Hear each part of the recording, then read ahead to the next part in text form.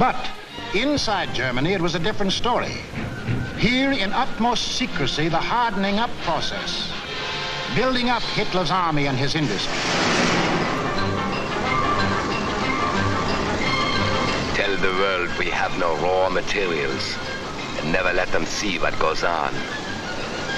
Day after day, night after night, month after month, year after year, we must have the world's most powerful club. Forget ours. Forget working conditions. Forget how to think. Forge the club of blood and iron. Let the democracies talk about freedom. No freedom here. No labor unions. No overtime.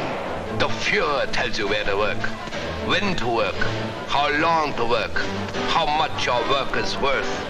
Forge the club of blood and iron. We have a sacred mission. Today we rule Germany. Tomorrow, the world.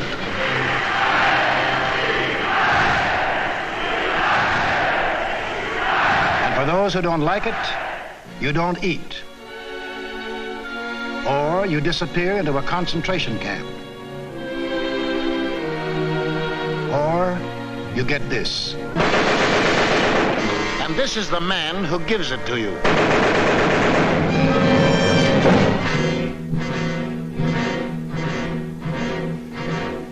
And what of the army?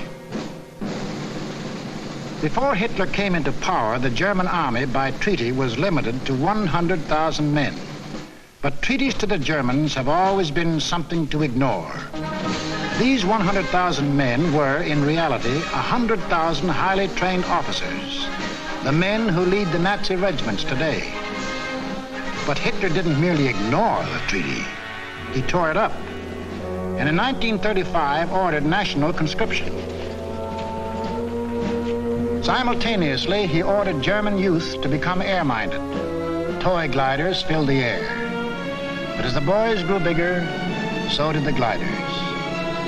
Soon these same youths were trained pilots, flying the new planes the factories were producing. The Luftwaffe was being assembled.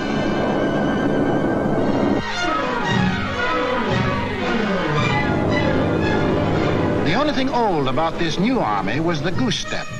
And even Hitler couldn't improve on that ancient German form of torture, designed to make man stop thinking and blindly obey.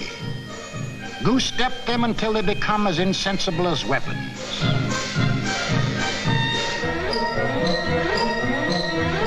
Everything else was new.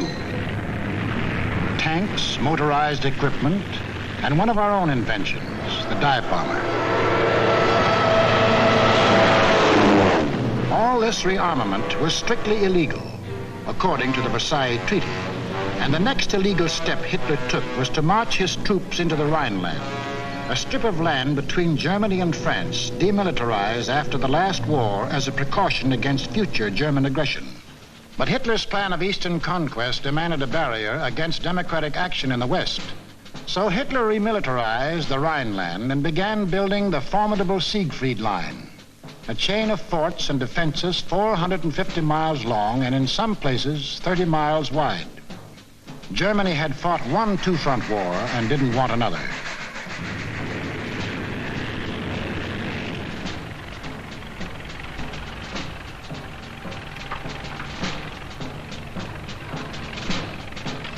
As many as 500,000 men worked as much as 20 hours a day to build 22,000 fortified positions on land, where, by treaty, no German soldier was supposed to set foot.